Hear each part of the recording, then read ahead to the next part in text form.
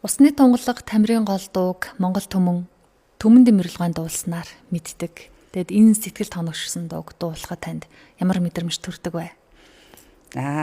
Монгол улсын ардын жүжигчин Гомбын төмөн дэмэрл гэж мундаг дуучин энэ дууг бол одоо ардын дуу шиг болтол нар төмний дунд ингэж сайхан дуулсан. Тэгээд энэ дууг маш олон хүмүүс дуулсан. Тэгээд би өөрөө одоо өөрийнхөө манераар одоо дуулсан байгаа. Тэгээд хүн өөр өөрийнхөө дуулдаг. Тэгээд мэдээж тэр мундаг хүнтэй бол зүүрлэх аргагүй шүү дээ, тийм ээ. Тэргөө энэ дууг бол одоо өстой тамгалсан гэж ярьдаг.